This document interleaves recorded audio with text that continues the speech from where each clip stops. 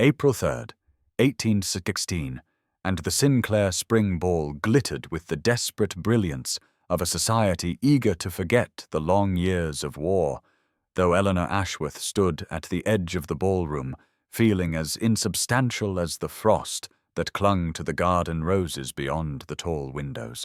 Her grey silk dress a cast-off from her aunt, that hung loosely at the shoulders, and whispered of better days when Lady Harriet had been slimmer, and Eleanor had still harboured foolish dreams of her own life, her own home, her own place in the world, rather than this half-existence as companion, servant, invisible woman who fetched shawls and endured complaints and watched younger women waltz past in clouds of perfume and possibility. While she pressed herself against walls and counted the hours until she could retreat to her small room and pretend the ache in her chest was simply fatigue. 8 years she had lived this way, since her father's death had left her with nothing but a modest inheritance, too small to live on independently, and too tempting to fortune hunters of the lowest sort. And she had learned to make herself small, to expect nothing, to find what contentment she could in borrowed books and stolen moments of solitude, which was precisely why she slipped through the garden doors when her aunt began complaining of the heat and the tedium of watching her plain niece fail yet again to attract any notice whatsoever. The cold air striking her face like a blessing as she moved deeper into the darkened paths where lanterns had not been lit and the roses stood silver with frost, beautiful and forgotten like so many things in this world, and she was so lost in the quiet relief of escape that she did not see the figure until she had nearly collided with him. A tall man standing motionless beside a trellis, his hand wrapped around a thorny stem as if he had reached for a bloom without thinking, and now could not release it without tearing his flesh further. And when he turned toward her, she saw the scars first, the terrible, beautiful ruin of what must once have been a handsome face, the left side a landscape of healed burns that pulled at his eye and twisted his mouth, and she understood in that instant why he stood alone in the dark, why his shoulders were rigid with the expectation of her scream, her gasp, her hurried retreat. But Eleanor had spent too many years being looked through to ever make another soul feel the weight of such dismissal. So instead she reached into her sleeve and withdrew her handkerchief, plain white cotton with her initials embroidered in the corner, and held it out to him with steady fingers, saying only that his hand was bleeding and he ought to wrap it before the cold made the wound worse. And something shifted in his expression, something cracked behind those guarded eyes as he accepted the cloth and pressed it to his palm. And for one long moment they simply stood together in the frost and the silence. Two souls who had learned to expect nothing from the world. And when he finally spoke, his voice was rough as gravel and twice as surprising when he said simply, "Thank you, not for the handkerchief, but for something larger, something neither of them could yet name," before the sound of approaching laughter sent Eleanor hurrying back toward the ballroom doors, her heart pounding with an emotion she had forbidden herself to feel for so many years she had almost forgotten its name. Now please take a moment and subscribe to our channel and comment where you are watching from and what time is it. It is always fascinating to see where these stories get all around the world. Thank you. The ballroom swallowed her whole when she returned, the warmth and noise closing around her like water over a drowning woman, and Eleanor pressed herself against the wall near her aunt's chair, her heart still racing from the encounter in the garden, her fingers still tingling with the memory of how he had accepted her handkerchief, without flinching, without that terrible gratitude that would have made the gesture charity rather than simple human kindness. And she was so lost in replaying the moment that she almost missed the whispers cutting through the music, like shards of glass. Lady Georgiana Crawford's crystalline voice carrying just far enough to wound as she declared to her circle of admirers that the war duke had finally emerged from his lair, and was it not simply tragic how the fire had ruined what was once the most handsome face in England, Such a waste, though of course no woman could be expected to tolerate such a sight across the breakfast table, and Eleanor felt something cold and sharp twist in her chest as understanding dawned. The scarred gentleman in the garden was not merely some wounded soldier, but Frederick Ravenscroft, the Duke of Thornbury himself, the man society had been whispering about for 3 years, the monster, the recluse, the tragedy. And she thought of how he had stood so still in the darkness, expecting her horror, and felt suddenly, inexplicably furious at the injustice of it all. She did not have long to dwell on this revelation, for another conversation drifted toward her from a pair of matrons who did not trouble to lower their voices when discussing someone as insignificant as Lady Harriet's spinster niece. Poor thing, 27, and plain as a sparrow. She will die alone unless some fortune hunter decides her little inheritance is worth the tedium of her company. And Eleanor kept her expression perfectly smooth, perfectly empty, the mask she had learned to wear through 8 years of such observations, though something in her chest cracked just a little wider at the casual cruelty of being dismissed so completely. Across the ballroom, she became aware of being watched, and when she lifted her gaze, she found him standing near a pillar with a silver-handled cane, his scarred face turned toward her with an intensity that made her breath catch. And beside him stood Lord Philip Sinclair, their host, leaning close to murmur something that made the Duke's expression flicker with something almost like surprise. And Eleanor knew somehow that Lord Philip was telling him her name, identifying the woman foolish enough to offer kindness without expectation. And for one suspended moment, their eyes met across the glittering chaos of the ballroom, 2 people deemed unmarriageable by a world that measured worth in beauty and fortune, 2 souls who had learned to expect nothing, and something passed between them that she could not name, something that felt dangerously like recognition. Near the refreshment table, a man she did not know watched her with calculating eyes, his gaze sliding from Eleanor to the Duke and back again with an expression that suggested arithmetic rather than admiration, and Lady Harriet chose that moment to announce that her headache had become unbearable, and they must leave immediately, and Eleanor followed obediently toward the doors. But she felt the Duke's gaze on her back like a brand, and in his pocket, she knew, her handkerchief still rested, her initials pressed against his scarred palm. The week that followed the Sinclair ball passed in a peculiar haze for Eleanor, her days filled with the usual tedium of fetching Lady Harriet's shawls and listening to her complaints about the weather and the servants, and the general inadequacy of everything in existence. Yet beneath the familiar rhythm of her diminished life, there beat something new and troubling, a persistent memory that would not be silenced no matter how firmly she told herself it meant nothing. The weight of his gaze across the ballroom, the roughness of his voice when he thanked her, the way his scarred hand had closed around her handkerchief as if she had offered him something far more precious than a square of embroidered cotton, and she found herself replaying the moment in the garden at odd hours. While pouring tea, while mending her aunt's stockings, while lying awake in her narrow bed listening to the spring rain drum against the windows, telling herself each time that a duke had no reason to remember a plain spinster who had stumbled upon him in the dark, that their encounter had been a fleeting kindness, quickly forgotten by a man who moved in circles so far above her own that they might as well inhabit different worlds entirely. And by April 10th, she had almost convinced herself that the strange connection she had felt was merely the invention of a lonely heart starved for any scrap of human warmth,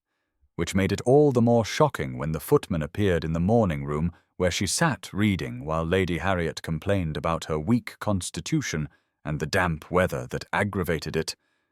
carrying a silver tray upon which rested a small package wrapped in brown paper and a card bearing a crest. Eleanor recognized from the gossip sheets the Ravenscroft arms, and her hands trembled as she unwrapped the parcel to find her handkerchief returned to her, laundered and pressed with exquisite care,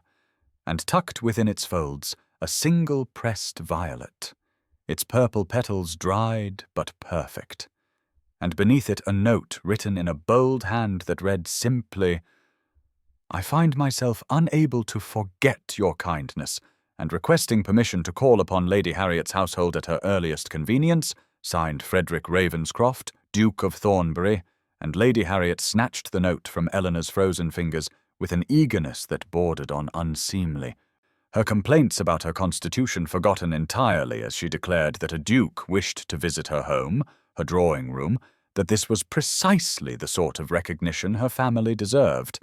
though of course he could not possibly be interested in Eleanor herself, plain and past her prime as she was.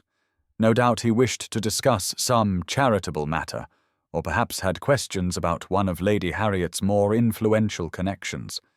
and Eleanor sat in silence, holding the violet in her palm, feeling hope kindle in her chest like a dangerous flame she had spent 8 years learning to extinguish. And when Sir Thomas Chamberlain called that very afternoon with his calculating eyes and his talk of Eleanor's modest inheritance,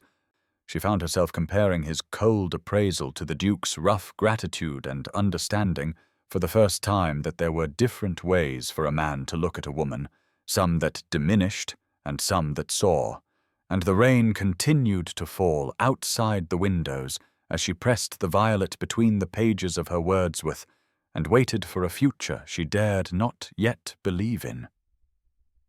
The drawing-room felt smaller somehow on the afternoon of April 12th, when the footman announced the Duke of Thornbury, and Eleanor watched from her position near the tea service as Frederick Ravenscroft entered Lady Harriet's domain, his silver-handled cane striking the polished floor with each deliberate step, his limp more pronounced than she remembered from the shadows of the garden. And in the merciless afternoon light streaming through the tall windows, she could see what darkness had concealed, the ruined landscape of his face where fire had rewritten the story of his features, the puckered skin that pulled at the corner of his left eye, the jaw that bore the memory of flames like a map of suffering. And yet when his gaze found hers across the room, she felt not revulsion, but a strange, fierce tenderness that frightened her with its intensity. And she busied herself with the tea things, while Lady Harriet surged forward in a rustle of expensive silk to claim the Duke's attention with a torrent of flattery about his family's distinguished history and his own heroic service to the crown. And Eleanor poured tea into her aunt's best china cups, the ones decorated with painted roses that only emerged for the most important visitors,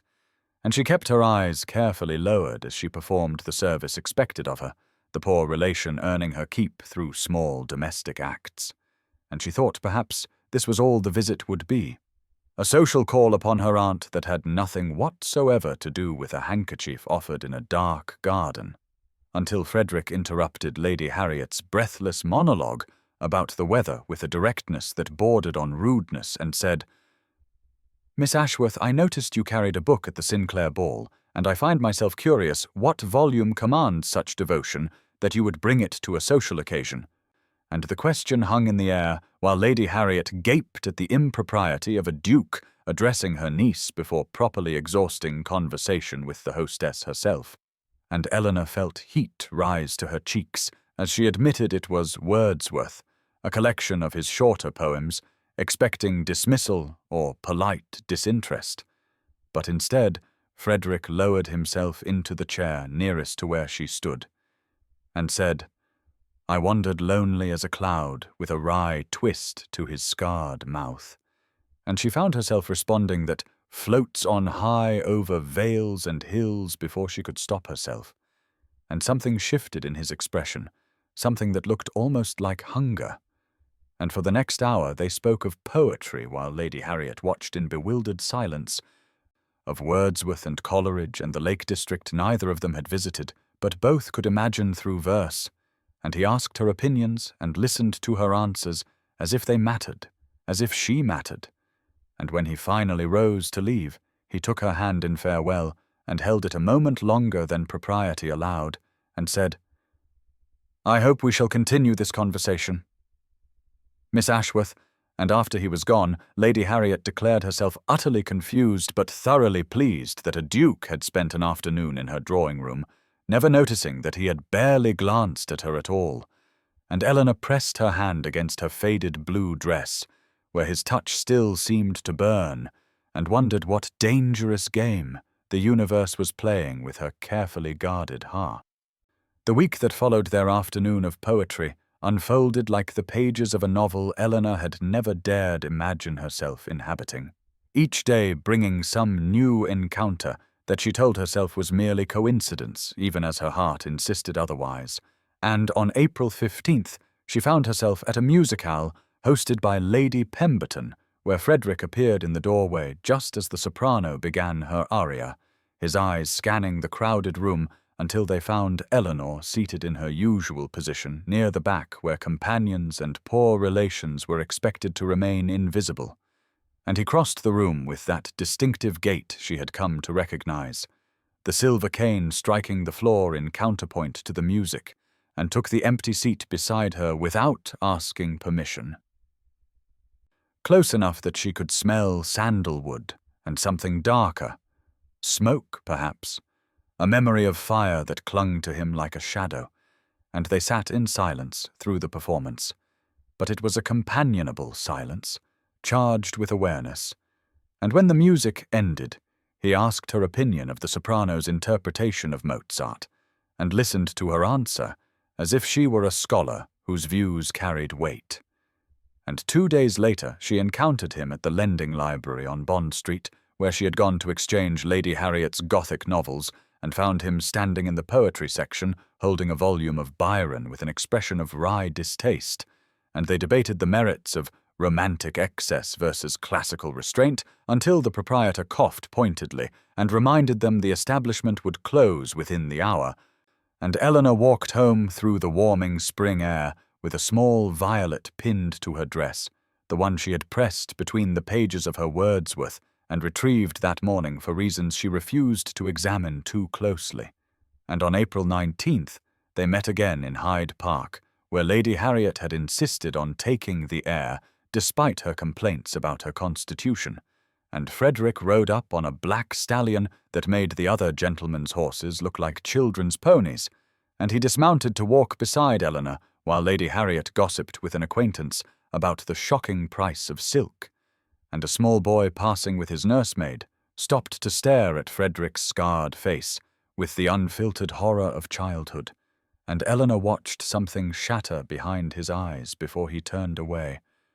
And without thinking, she said loudly enough for the child to hear that she had always believed scars were simply stories written on the skin, marks of battles survived and courage proven, and Frederick looked at her then with such naked vulnerability that she had to glance away or risk revealing everything she felt. And from across the park, she noticed Lord Philip Sinclair watching them with an approving smile, while Lady Georgiana Crawford whispered behind her fan to a cluster of society beauties, and Sir Thomas Chamberlain appeared at Lady Harriet's elbow that very evening, with renewed talk of Eleanor's small inheritance and his desire to protect her future.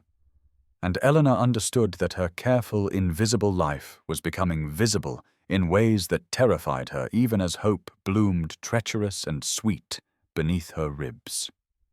The Harcourt Ball on the evening of April 25th blazed with 1,000 candles reflected in gilded mirrors, and Eleanor stood at the edge of the ballroom in a borrowed gown of pale rose silk that Lady Harriet had worn 3 seasons past, and which hung slightly loose across Eleanor's shoulders, despite the maid's attempts at alteration, and she watched the dancers swirl past in their finery, while she catalogued all the reasons she should not feel what she felt, should not look for a tall, scarred figure among the crowd, should not press her gloved hand against her racing heart whenever the door opened to admit another guest. And she was so absorbed in her futile attempts at self-discipline that she did not notice Sir Thomas Chamberlain approaching until he stood close enough that she could smell the port on his breath and the too-sweet cologne he favoured, and he smiled at her with teeth that reminded her of a fox surveying a rabbit, and said he had heard troubling rumours about Lady Harriet's finances, debts mounting and creditors circling, and how precarious Eleanor's position must feel, knowing that her aunt's ruin would mean her own destitution, and his hand found her elbow in a grip that felt less like courtesy than possession, as he reminded her that his offer still stood, that a sensible woman would recognize security when it presented itself. And Eleanor felt the walls of the ballroom pressing closer as panic tightened her throat, because she knew he spoke truth about the debts, had seen the worried letters her aunt tried to hide, and she was searching for words to extract herself, when a shadow fell across them both, and Frederick's voice cut through the noise of the ball like a blade through silk as he said, "Miss Ashworth, I believe you promised me this dance." And Sir Thomas's hand fell away as he took in the Duke's expression, the cold fury barely contained beneath aristocratic composure, and then Frederick was leading her onto the dance floor as the orchestra began a waltz, that scandalous, intimate dance that required him to place his gloved hand at her waist, while her own hand rested on his shoulder, close enough that she could see the texture of his scars in the candlelight. The way his jaw tightened with something that might have been pain or might have been feeling too much, and they moved together in silence at first, while the entire ballroom watched and whispered, the War Duke dancing with the spinster companion, and then he spoke quietly enough that only she could hear and said, "You are the only person who has looked at me, truly looked in 3 years." And Eleanor felt tears prick her eyes as she replied that she saw him, had always seen him since that first night in the garden, and something shifted in his expression, something raw and hopeful and terrifying, and she nearly told him then what she felt, nearly let the words escape. But fear held her silent as the music swelled and they turned together beneath the chandeliers, while Lady Harriet watched with calculating eyes, and society's gossip reached a fever pitch around them.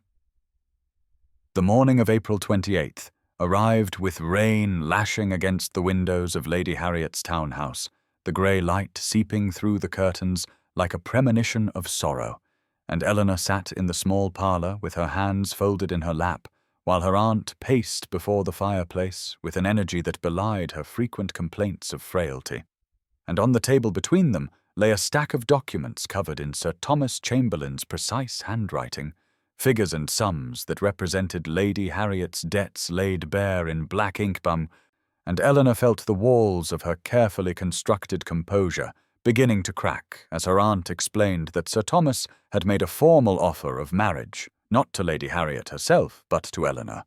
and in exchange for Eleanor's hand, he would settle every debt, pay every creditor, ensure that Lady Harriet could maintain her household and her position in society. And all Eleanor had to do was accept a man whose touch made her skin crawl, whose calculating eyes followed her like a predator tracking wounded prey, and Lady Harriet was saying that Eleanor must be practical, that at 27, with no fortune and no beauty, she could hardly expect better. That sentiment was a luxury for young girls with options, while women in Eleanor's position must think of security, of survival, and Eleanor wanted to scream that she would rather starve than belong to Sir Thomas Chamberlain. But the words lodged in her throat because she knew what her refusal would cost, knew that her aunt's ruin would be her fault, and she was searching desperately for something to say when the butler announced the Duke of Thornbury, and Frederick walked into the room, with rain still glistening on his dark coat, his cane striking the floor with that familiar rhythm, and his eyes found Eleanor immediately before sweeping to the documents on the table and then to Lady Harriet's flushed face, and something shifted in his expression as he understood what he had interrupted, a hardening of his jaw, a coldness entering his gaze that Eleanor had never seen directed at her aunt before. And Lady Harriet began stammering explanations about Sir Thomas's generous offer and Eleanor's good fortune at securing such a practical match, and Frederick listened in silence that grew more terrible with each word, until finally he spoke in a voice that could have frozen the Thames and said, "You cannot be serious," and the words hung in the air like a declaration of war, and Eleanor felt heat rise to her cheeks as she understood how this must appear to him, the poor companion being sold to the highest bidder. her feelings from the ball dismissed as the desperation of a woman with no choices, and the humiliation was more than she could bear, more than she could face with his dark eyes upon her, and she rose from her chair with what dignity she could muster and said she needed air and fled from the room before anyone could stop her. Climbing the stairs to her small bedroom at the back of the house, where the ceiling sloped and the window looked out onto the rain-soaked garden below, and she pressed her forehead against the cold glass and let herself weep for the first time in years. The rain had stopped by late afternoon, leaving the garden of Lady Harriet's townhouse glistening with droplets that clung to every leaf and petal like scattered diamonds, and Eleanor descended the back stairs with no intention beyond escaping the suffocating confines of her small bedroom, where the walls seemed to press closer with every passing hour, and she stepped onto the wet flagstones, expecting solitude, expecting only the company of her own miserable thoughts. But instead she found Frederick standing beneath the old apple tree at the garden's centre, his dark coat damp at the shoulders, his silver-handled cane planted firmly in the soft earth, and he turned at the sound of her footsteps with an expression that stopped her breath in her chest, because she had never seen him look so raw, so stripped of the armor he wore against the world, and she wanted to flee back inside, but her feet would not obey, and he spoke before she could find words, his voice rough as he said, he had been waiting for her, that he would have waited all night if necessary, and Eleanor felt something crack inside her chest as she told him he should not have come, that there was nothing to discuss, that she understood her circumstances perfectly well without his pity, and the word made him flinch as though she had struck him, and he took a step toward her, then another, until he stood close enough that she could see the individual scars that mapped the left side of his face, the way the damaged skin pulled at the corner of his eye. And he said pity was the last thing he felt for her, that he had spent 3 years believing himself incapable of feeling anything at all until she had offered him a handkerchief in this very garden and looked at him without horror. And Eleanor shook her head because she could not let herself believe this, could not survive the destruction of another hope. And she said he was a duke while she was nothing, a spinster companion with a disgraced father and an aunt's debts hanging around her neck like a millstone. And Frederick reached up and began pulling at his gloves, working them off finger by finger until his hands were bare in the grey afternoon light. And Eleanor saw for the first time the full extent of the damage, the twisted scars that covered his palms and climbed his wrists, the places where fire had melted flesh and left behind something terrible and beautiful in its honesty. And he held those ruined hands out to her and said she was the only thing that mattered, that he had not felt whole since the war until she had shown him that wholeness had nothing to do with unmarked skin. And when he spoke again, his voice broke on the words as he said, "You will not leave me, not for him, not for anyone who cannot see what I see." And Eleanor felt the tears streaming down her face as she reached out and placed her hands in his, feeling the ridged texture of his scars against her palms, and she did not pull away. The carriage arrived at Thornbury House on the morning of May the 1st, beneath a sky washed clean by the previous days of rain, and Eleanor pressed her face close to the window as the estate came into view, her breath catching at the sight of the great stone manor rising from the green countryside, like something from a dream she had never dared to have. And beside her, Lady Harriet was already calculating aloud the value of the property, the acreage, the number of servants required to maintain such an establishment. But Eleanor heard none of it, because she was watching Frederick where he stood on the front steps waiting for them, his silver-handled cane planted firmly beside him, his scarred face turned toward the approaching carriage with an expression she had come to recognize as hope, fighting against the expectation of disappointment. And when the carriage door opened and he offered his hand to help her down, she felt the familiar roughness of his scars against her palm, and something settled in her chest like a bird finding its nest after a long migration. And the housekeeper who appeared in the doorway was a round-faced woman with grey-streaked hair and kind eyes that swept over Eleanor with frank assessment before softening into approval, and Mrs. Martha Fleming curtsied and welcomed them to Thornbury House with a warmth that suggested she had been waiting years for her master to bring someone home. And as Eleanor stepped into the entrance hall, she understood immediately what Frederick had meant when he spoke of his isolation, because the house was beautiful but neglected. Dust motes dancing in the sunlight that streamed through tall windows, furniture draped in holland covers in rooms that clearly saw no visitors, and above the great fireplace in the main hall hung a portrait of a woman with Frederick's dark eyes and gentle mouth.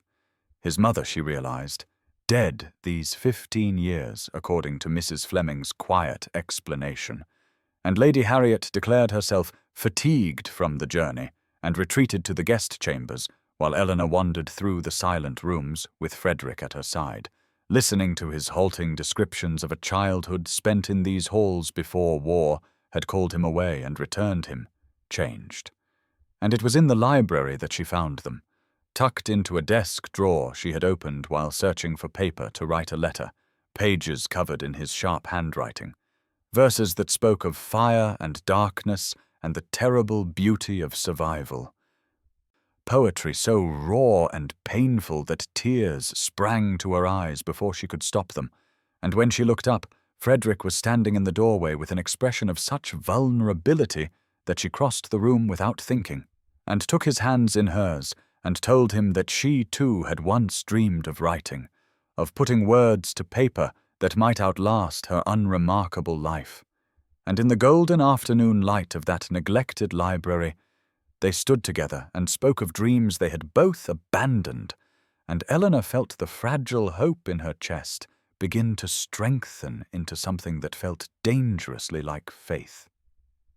The night of May 5th had settled over Thornbury House with a stillness that felt almost sacred,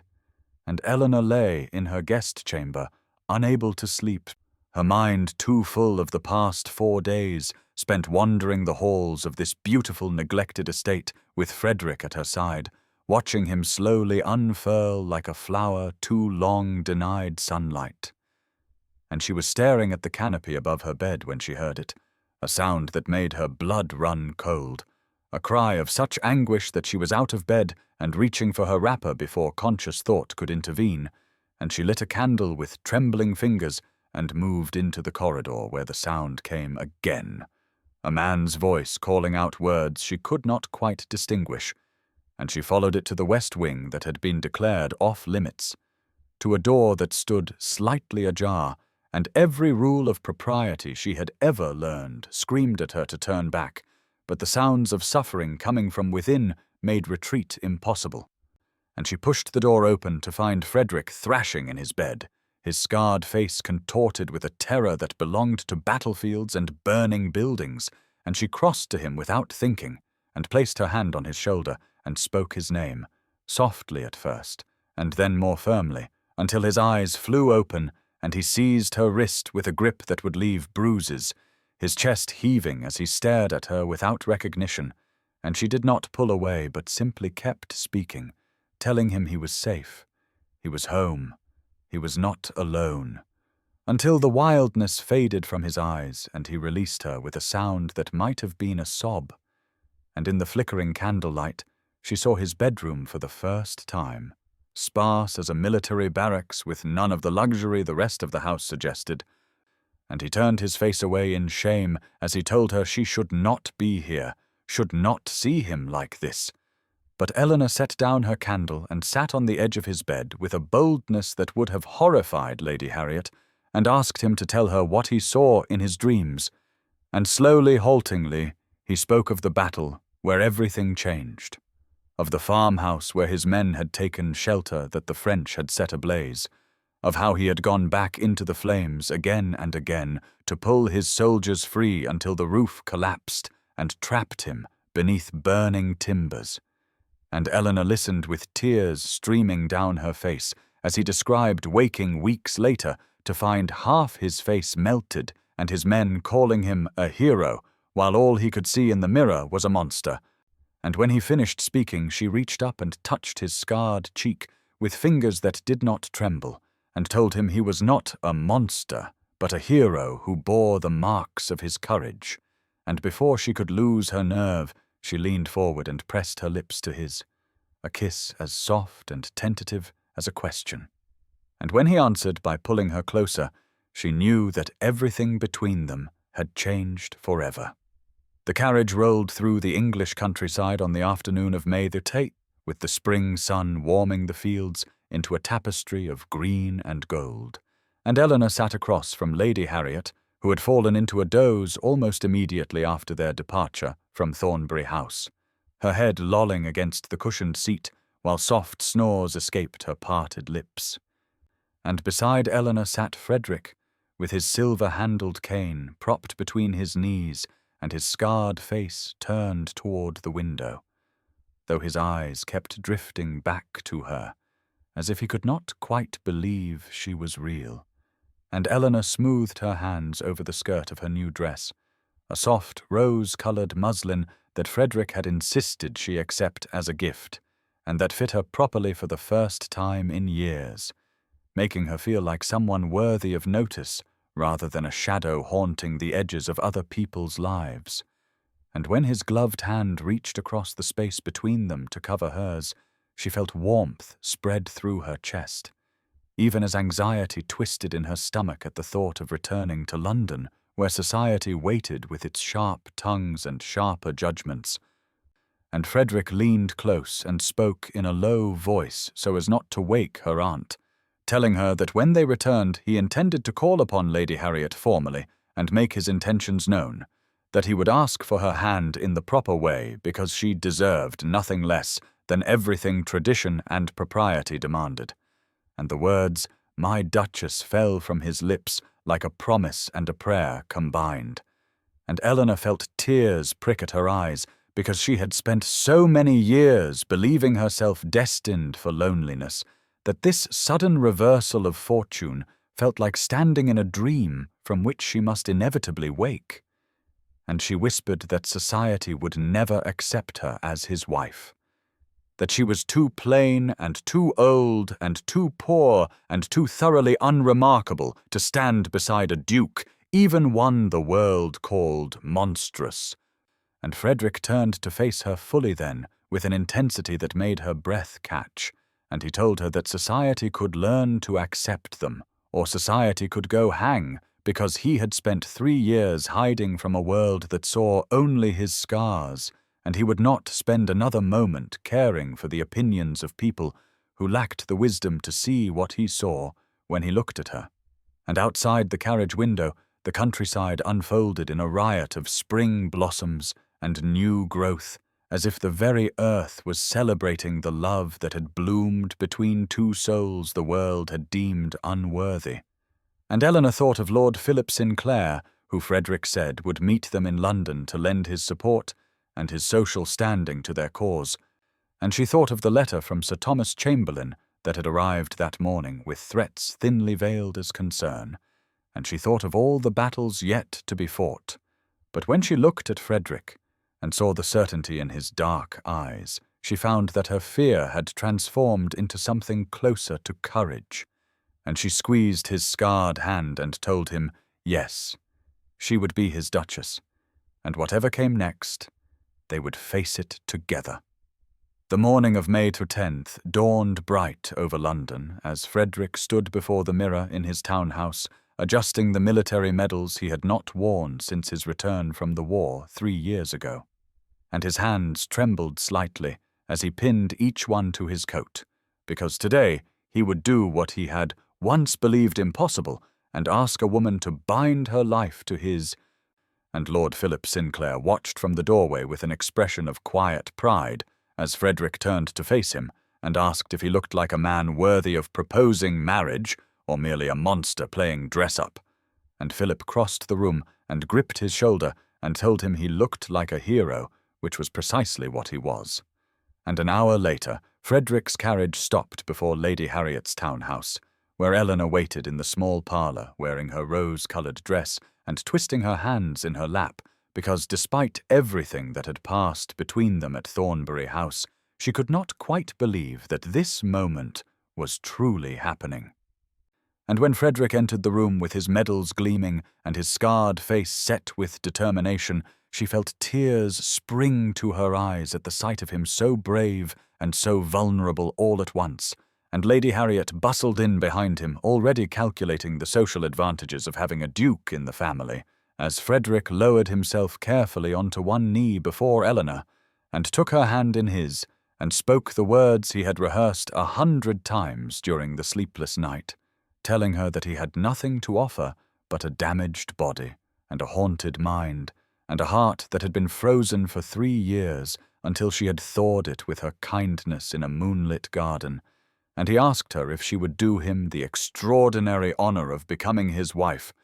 and Eleanor whispered yes with tears streaming down her face as he slipped the ring onto her finger, a sapphire surrounded by diamonds that had belonged to his mother and her mother before her, and Lady Harriet was already exclaiming about wedding preparations when the door burst open and Sir Thomas Chamberlain strode in with fury written across his handsome features, demanding to know if the rumours were true. And when Frederick rose to his feet and confirmed that Miss Ashworth had accepted his proposal, Sir Thomas laughed bitterly and said that the Duke clearly did not know what he was getting, that Eleanor's father had been a disgrace who had gambled away his fortune and shot himself rather than face his creditors, and the room fell silent as Eleanor felt the blood drain from her face because the secret she had carried for 8 years had finally been spoken aloud. But Frederick merely turned to Sir Thomas with ice in his voice and said that he was marrying Eleanor, not her father's reputation, and that if Sir Thomas ever spoke of this again, he would answer for it. And as Sir Thomas retreated with threats still hovering on his lips, Frederick drew Eleanor into his arms and told her that nothing in her past could change what he saw when he looked at her.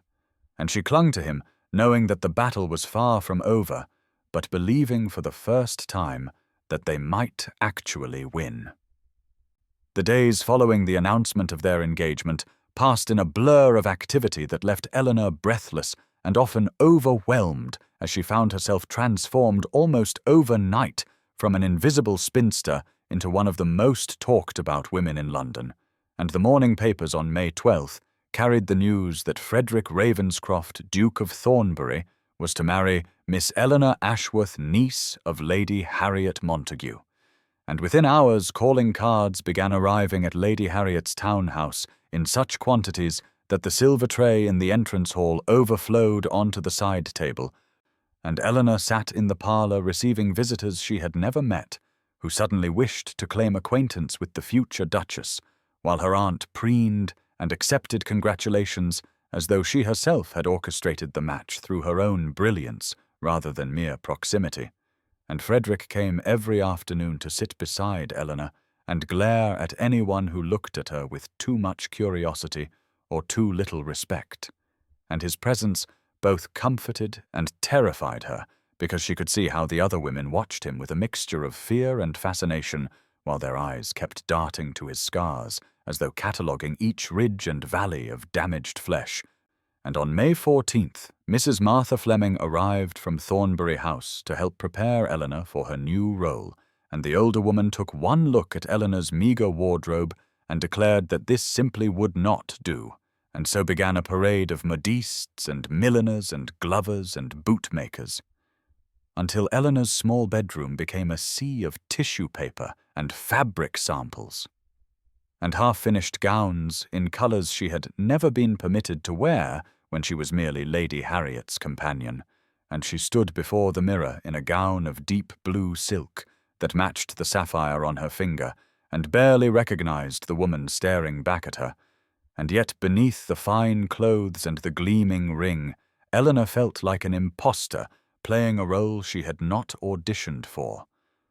And this feeling crystallized on May 17th at a tea hosted by Lady Pembroke, when Lady Georgiana Crawford swept into the room with her golden curls and her perfect porcelain features and positioned herself directly across from Eleanor with a smile that held all the warmth of January ice.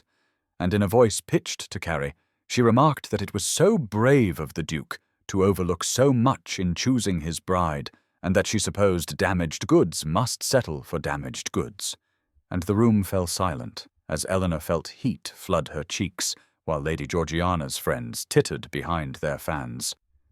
But before Eleanor could respond, Frederick appeared in the doorway, having arrived to escort her home, and his voice cut through the room like a blade as he said that he had faced cannon fire and cavalry charges and burning buildings, and he had never encountered anything so tedious as the jealousy of a woman who had been passed over.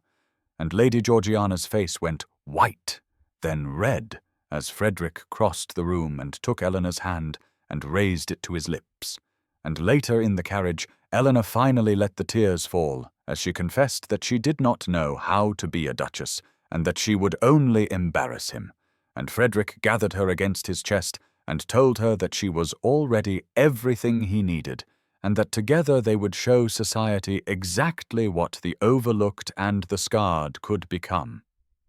The evening of May 22nd arrived with the kind of golden light that seemed to promise something momentous, as Eleanor stood before the mirror in her chamber at Lady Harriet's townhouse, and gazed at a woman she barely recognized, because the gown Mrs. Fleming had helped her choose was unlike anything she had ever worn in her 27 years of life. A creation of ivory silk overlaid with delicate gold embroidery that caught the candlelight and shimmered like morning frost on winter roses, and the sapphire ring on her finger gleamed as she touched the matching necklace. Frederick had sent that afternoon with a note that read simply, "You have always been beautiful, but tonight everyone will finally see what I have seen since that first moment in the garden."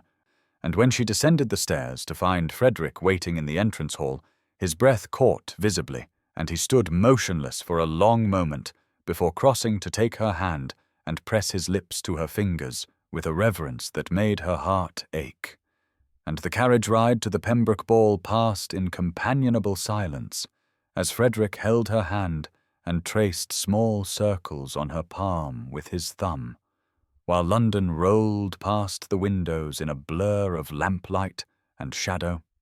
And when they arrived, the great house blazed with hundreds of candles, and the murmur of voices spilled out into the night air as footmen in powdered wigs opened carriage doors and announced arriving guests.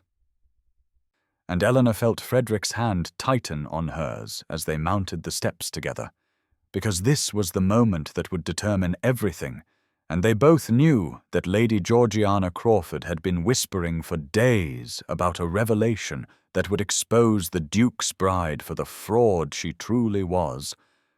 And as they entered the ballroom, a hush fell over the assembled guests, who turned to watch the scarred Duke and his unlikely betrothed make their way through the crowd.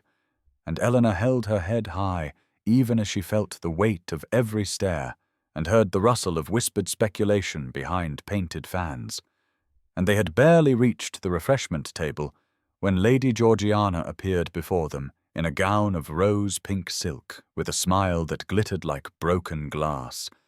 And in a voice pitched to carry across the suddenly silent room, she announced that she felt it her duty to inform society of certain facts about Miss Ashworth's family that the Duke clearly did not know, that her father had been a gambler and a cheat who had fought a duel over a debt of honor and then taken his own life rather than face the consequences of his disgrace.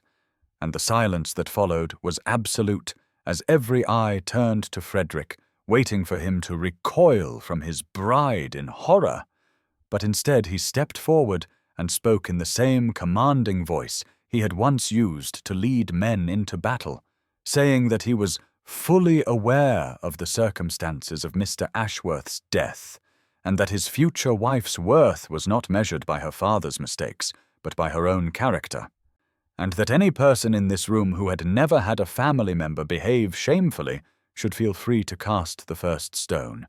And as no one moved or spoke, Eleanor found her own voice rising clear and steady as she looked directly at Lady Georgiana and said that she had spent 8 years being ashamed of circumstances beyond her control, but she refused to spend one more moment apologizing for the sins of others, and the room seemed to exhale as Lord Philip Sinclair began to clap slowly, and others joined him until the applause swelled, and Lady Georgiana retreated with spots of colour burning on her perfect cheeks. The aftermath of that triumphant moment at the Pembroke ball rippled through London society like stones cast into still water as Eleanor stood beside Frederick, receiving congratulations from people who had ignored her existence for long years, and she felt his hand warm and steady at the small of her back, anchoring her to this new reality that still seemed more dream than waking life. And Lord Philip Sinclair appeared at Frederick's side with a grin that spoke of genuine pleasure as he bowed over Eleanor's hand and declared that he had known from the moment he saw Frederick watching her across the Sinclair ballroom that something remarkable was unfolding. And the music resumed, and couples began to take the floor again, as though Lady Georgiana's attempted humiliation had been merely an unpleasant interruption rather than the catastrophic exposure she had intended, and Frederick led Eleanor onto the dance floor for their second waltz of the evening, while whispers followed them. But these whispers held a different quality now touched with admiration rather than malice, because society loved nothing more than a dramatic reversal, and Eleanor had provided them with exactly that. And as they turned through the figures of the dance, Frederick looked down at her with an expression that made her breath catch in her throat, because in his eyes she saw not the damaged duke or the fearsome war hero, but simply a man utterly undone by love. And he said quietly, so that only she could hear, that he had never been prouder than in the moment she had spoken, and that she had proven herself more courageous than any soldier he had ever commanded. And Eleanor felt tears prick at her eyes as she replied that she had learned courage from watching him face a world that had deemed him monstrous, and emerge each day still willing to try again. And when the dance ended, they walked together onto the terrace where the cool night air carried the scent of jasmine, and somewhere in the garden a nightingale sang its liquid song, and Frederick turned to face her in the moonlight, his scarred features half in shadow, as he took both her hands in his and told her that in 3 weeks she would become his wife, and that he intended to spend every remaining day of his life ensuring she never again doubted her worth. And Eleanor stepped closer until she could feel the warmth radiating from his chest, and she lifted one hand to touch his face, tracing the ridge of scar tissue along his cheekbone, with fingers that trembled only slightly, as she told him that she had spent so many years believing herself invisible and unworthy, but that he had taught her to see herself anew. And when he kissed her there on the terrace with the sounds of the ball drifting through the open doors, she knew that whatever challenges lay ahead, they would face them together, as they had faced Lady Georgiana and Sir Thomas, and all the cruel whispers of a society that had once dismissed them both as damaged beyond redemption. And the sapphire on her finger caught the moonlight as she wrapped her arms around his neck and kissed him back, with all the hope and joy she had suppressed for so many lonely years.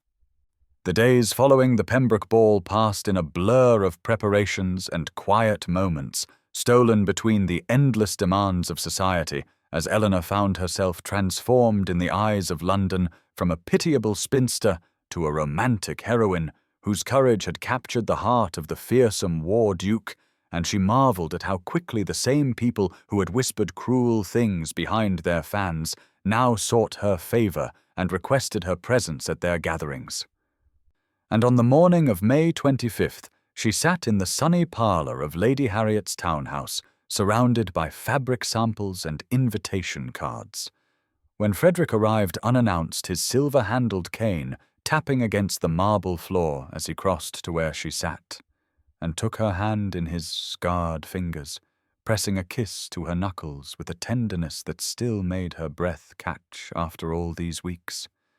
And he told her that he had come to steal her away from the wedding preparations, because there was something he needed to show her before she became his wife. And when she looked at Lady Harriet expecting protest, her aunt merely waved them away with an indulgent smile that spoke more of her satisfaction at the match than any genuine affection,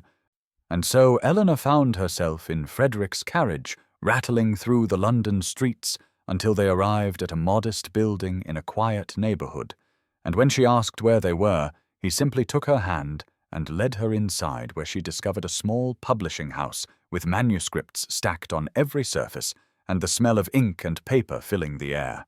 And Frederick explained that he had purchased this establishment and that he wanted her to run it as her own venture, a place where she could nurture the writing dreams she had confessed to him at Thornbury House and help other overlooked voices find their way into the world. And Eleanor felt tears streaming down her cheeks as she realized that this man who had been called a monster by society had seen not only her worth but her deepest hidden desires and had found a way to give her purpose beyond the role of Duchess. And she threw her arms around his neck, heedless of propriety, and whispered against his scarred cheek that she did not know what she had done to deserve such love. And he pulled back to look into her eyes and said that she had simply been herself that first night in the garden, offering kindness to a wounded stranger without expectation of reward. And as they stood together in that dusty little office with the afternoon light streaming through the windows, Eleanor understood that their marriage would be a partnership of equals, each seeing and celebrating the other's true nature.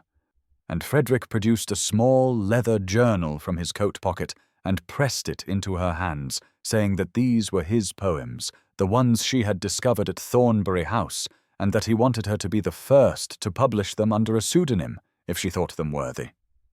And Eleanor opened the journal to read the first lines written in his bold hand, and found verses about war and loss, and the unexpected grace of love found in darkness, and she knew that together they would build something beautiful from the ashes of their separate sorrows. The morning of May 28th dawned soft and golden over London, as Eleanor stood before the mirror in her chamber at Lady Harriet's townhouse, examining the reflection of a woman she barely recognized, for the plain grey dresses and faded blues had been replaced entirely now by gowns of ivory silk and pale rose and the deepest sapphire that matched the ring upon her finger. And she thought of how just 8 weeks ago she had stood in this same spot, wearing her aunt's cast-offs and believing herself destined for a life of quiet invisibility. And Mrs. Martha Fleming bustled about the room, having arrived from Thornbury House the previous evening to help with the final wedding preparations, and the older woman's presence brought comfort as she fussed over the delicate lace of Eleanor's mourning dress, and declared that the Duke had been pacing his study since dawn like a caged lion, unable to contain his anticipation for the ceremony, now just 18 days away. And Eleanor smiled at this image of Frederick, so undone by eagerness when he had spent 3 years convincing himself that no woman could ever look upon him with anything but horror or pity, and she felt a fierce tenderness bloom in her chest at the thought of proving every one of his dark fears wrong. And there came a knock upon the door, and a footman delivered a note bearing Frederick's bold hand requesting her presence that afternoon at the publishing house because he had arranged for the first printing of his poetry collection, and wished her to approve the final proofs before they went to press. And Eleanor pressed the paper to her heart, knowing that this gesture meant more than any grand romantic declaration, for he was entrusting her with the most vulnerable pieces of himself, the words he had written in darkness and despair, during the long nights when his scars still wept and his leg screamed with phantom fire. And she descended the stairs to find Lady Harriet in unusually good spirits. Her debts now settled by the generous marriage contract Frederick had insisted upon, and her social standing elevated merely by association with the future Duchess of Thornbury, and her aunt remarked that she had received no fewer than 12 invitations that morning from hostesses who had not deigned to acknowledge her existence in months. And Eleanor felt a complicated mixture of satisfaction and sadness at how easily society's favour could be purchased with a title and a fortune.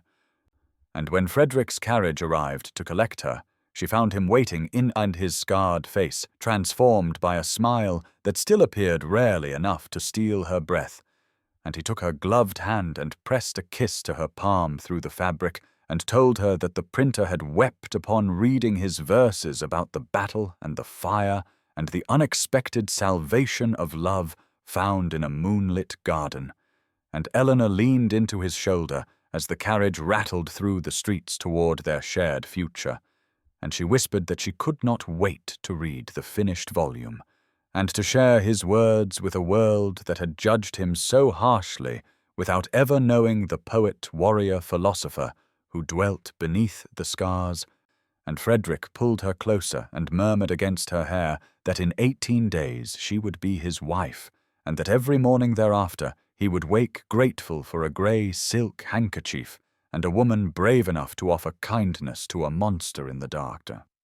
The first days of June arrived with warmth and promise as London bloomed into full summer splendour, and Eleanor found herself standing in the modest offices of Ashworth and Company. For that was the name Frederick had insisted upon giving the publishing house, saying that her family name deserved to be associated with something beautiful rather than shadowed forever by her father's tragedy.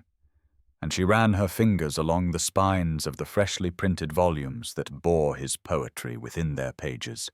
each copy bound in deep blue leather with gold lettering that caught the afternoon light streaming through the windows.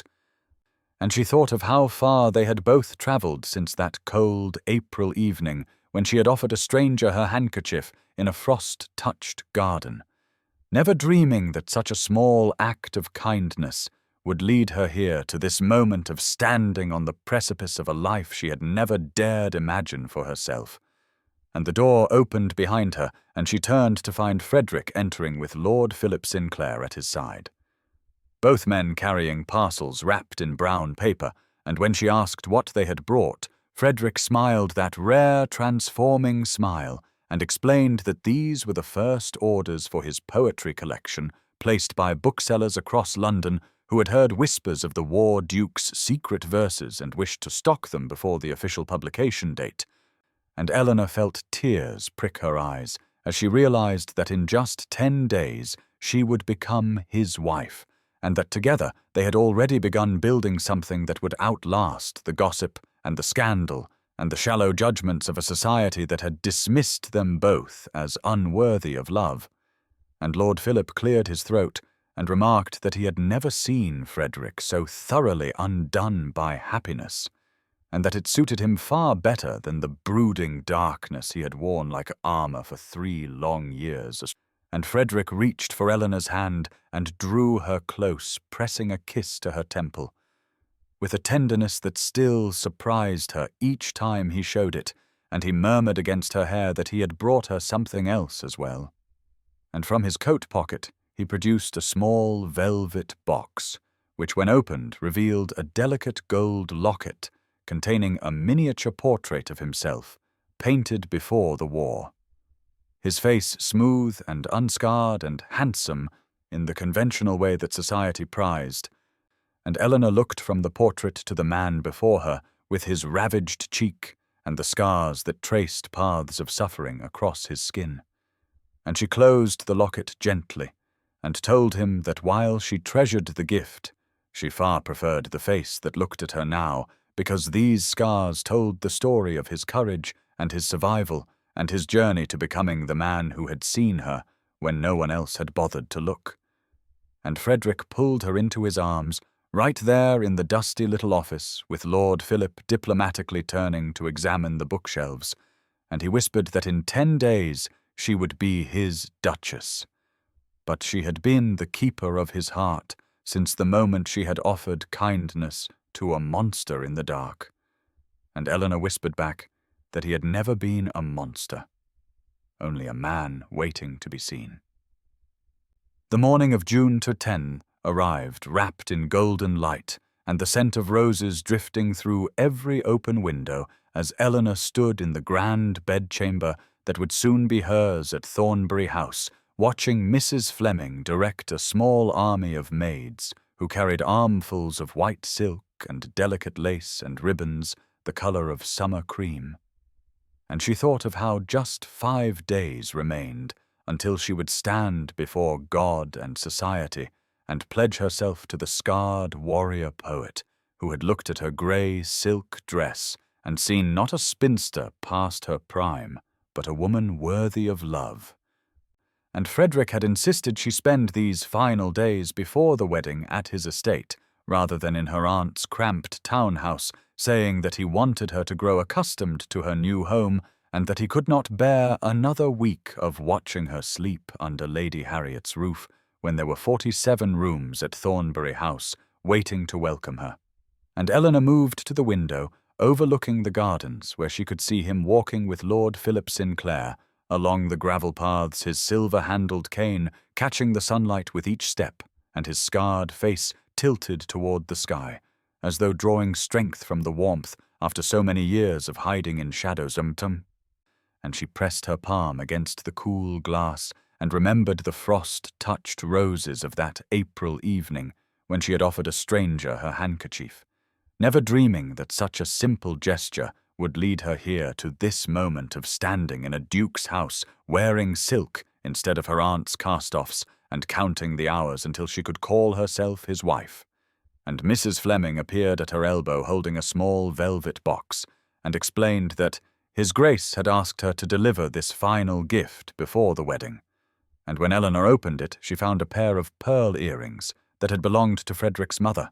and a note in his bold hand that read, "These were worn by a woman who taught me that love requires courage, and now they belong to the woman who proved her right." And Eleanor felt tears slip down her cheeks as she thought of all the nights he had spent alone in this great house believing himself unlovable, and all the years she had spent invisible in her aunt's shadow, believing herself unworthy of notice, and she whispered to Mrs. Fleming that she did not know how to be a duchess. And the older woman took her hands and said that she had watched Frederick withdraw from the world after the war, had watched him pace these halls like a ghost of the man he had been, and that Eleanor had brought him back to life simply by seeing him as he truly was, and that everything else could be learned, but the gift of genuine sight was rare and precious beyond measure. And through the window, Eleanor watched Frederick pause on the garden path and look up toward her window, and though he could not possibly see her through the glass, she raised her hand in greeting and saw his scarred face transform with that smile that still appeared rarely enough to steal her breath, and she knew with absolute certainty that in 5 days she would marry him and spend the rest of her life proving to him that he had never been the monster he believed himself to be. The evening of June 12th descended upon Thornbury House with the soft golden light of summer, lingering at the windows long past the hour when candles should have been lit, and Eleanor sat in the music-room, with Frederick beside her on the small settee that had become their favourite refuge during these precious final days before the wedding, watching the sunset paint the sky in shades of rose and amber, while Lord Philip Sinclair played a gentle melody on the pianoforte that Mrs. Fleming had insisted be tuned for the occasion, and Eleanor found herself thinking of all the evenings she had spent in her aunt's parlour invisible and silent,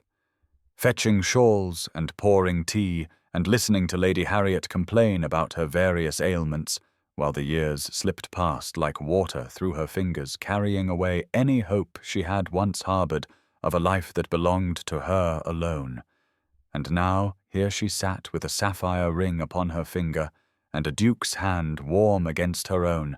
and only 3 days remaining until she would stand in the chapel and speak vows that would transform her from Miss Eleanor Ashworth, spinster and companion, into Her Grace the Duchess of Thornbury, mistress of this grand estate, and wife to a man who looked at her as though she had hung the stars in the sky. And Frederick leaned close and murmured that he had arranged a surprise for her, and when she asked what it might be, he simply smiled that rare, transforming smile, and rose to his feet, offering his hand to help her stand, and leading her through the corridors she had come to know so well in these weeks of visiting, until they reached a door she had never noticed before, tucked away in the east wing. And when he opened it, she found herself standing in a small study, fitted with a writing desk positioned beneath a window that overlooked the rose garden, and bookshelves lined with volumes of poetry and philosophy, and a comfortable chair upholstered in deep blue velvet. And Frederick explained that this room was hers and hers alone, a place where she could write the stories she had confessed to dreaming of during their early courtship.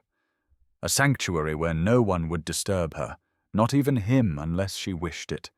And Eleanor felt tears spill down her cheeks as she ran her fingers along the polished wood of the desk, and saw that he had already placed upon it a stack of fine paper and a set of new pens and a pot of ink the color of midnight.